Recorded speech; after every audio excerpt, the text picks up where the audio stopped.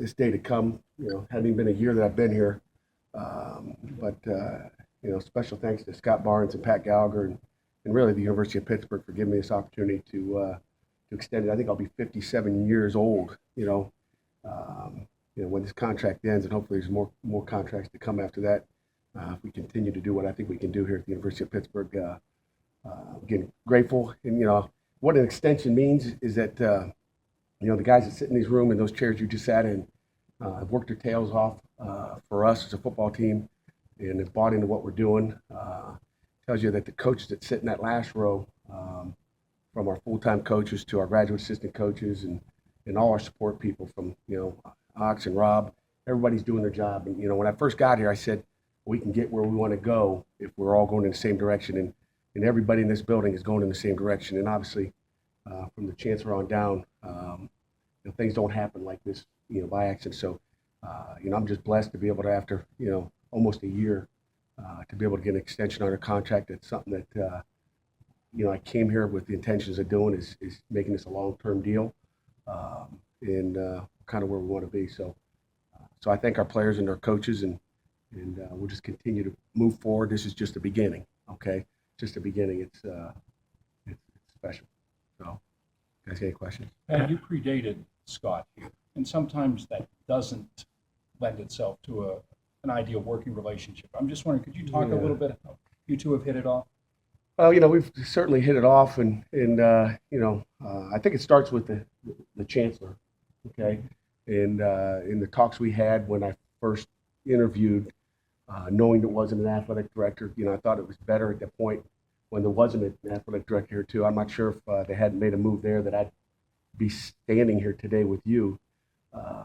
But to me it was refreshing that there was going to be a change, and the chancellor promised at that time, Pat, you take this gig, you're going to have a say in who's coming in here next. You're going to have some input. You're going to get a chance to talk and interact with whoever that next guy may be. So so I really felt comfortable with that. It wasn't like I know growing up in a coach's family, my dad always said, hey, when you get a new AD, it's time to start looking for a job. So with us both coming in and signing a 5-year contract when I first got here, and knowing I had the chancellor, a brand new chancellor here that was in my corner, he was going to hire an athletic director that was going to be, in my corner as well. I think that certainly helps. So I feel like we came in together at the same time. I may have been a couple of days before him, but that hasn't made a difference. And I love the way he works. He's honest. He's tells it like it is, and we meet weekly, so I get a good feel for what he's thinking in all aspects of the athletic department. And it's just it's a great marriage right now. So I got two. I got a beautiful wife, and I got Scott Barnes. So we got a great marriage going on here in the athletic department. And when did Scott first sort of approach you about extending your contract? It was probably, I don't know. It's a blur, Sam. Probably 4 or 5 weeks ago. I mean, we meet every Monday. Wish I could invite you guys to those, but we've talked, and Scott will laugh after James got hurt. He said, hey, you might have to readjust your goals a little bit. And I was like, yeah, we aren't readjusting them. And, I think that's what, brought it. He just saw what we did without James. And so he had mentioned it, maybe halfway through season when we were doing well, and hey, we're going to do something for you. So, that's important, and that's kind of support we got here. There's been a lot of movement in college football coaches in the last couple of weeks, and there could be more to come.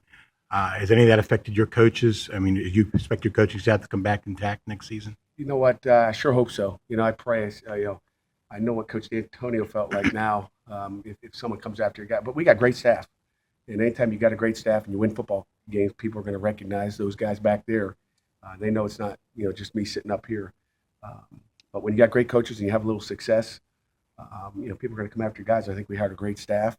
And so, I'm not going to say that we would never lose a guy up there, but continuity is going to be important here. So I know Scott Barnes and Pat Gallagher will be,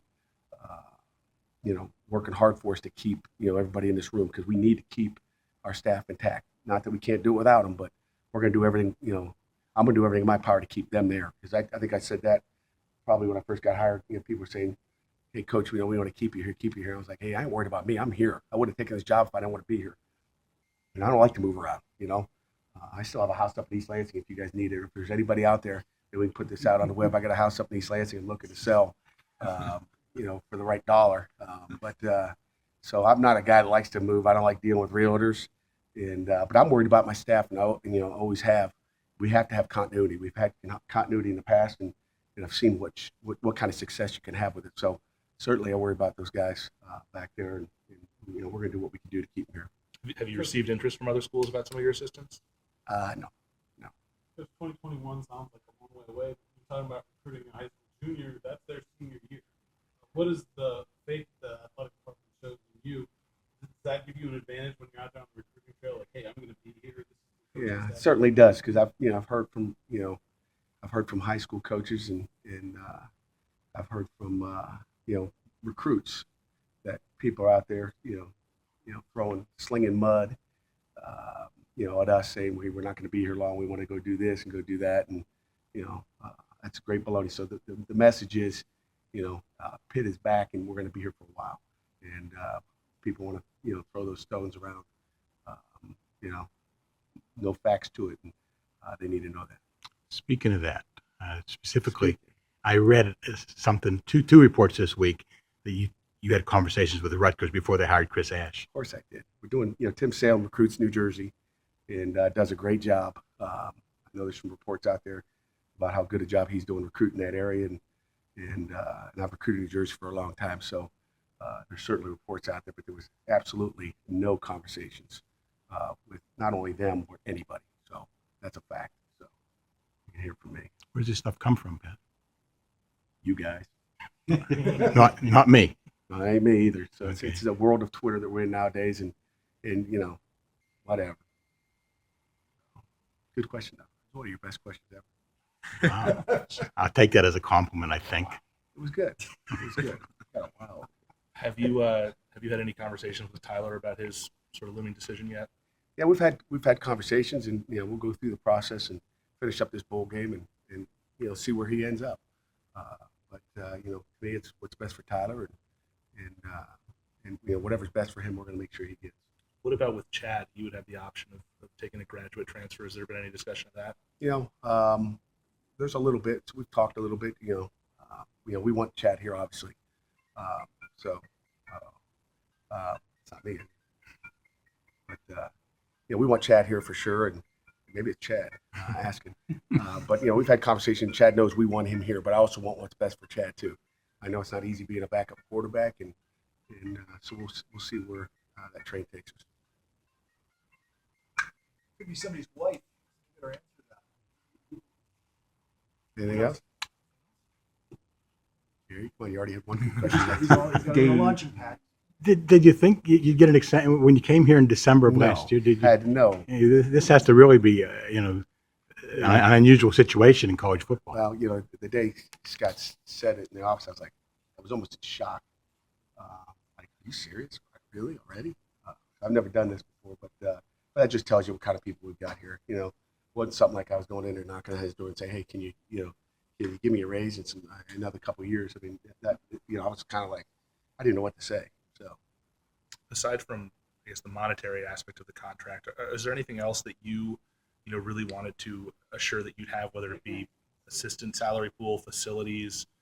Is there anything that you sort of want to lock up? there's always stuff that you want, and stuff that that we've talked about, but that's always naturally there. But we won't get into specifics. Here's question. That was a first. No. I'll get there. Anything else? How about a preview of tomorrow's showtime? Yeah. Tell me about the red shirts. It was. We had a good day today. Kids are having fun out there, and so tomorrow we'll let you guys come in. I think they even get it on the skywalk so they can get like the press box.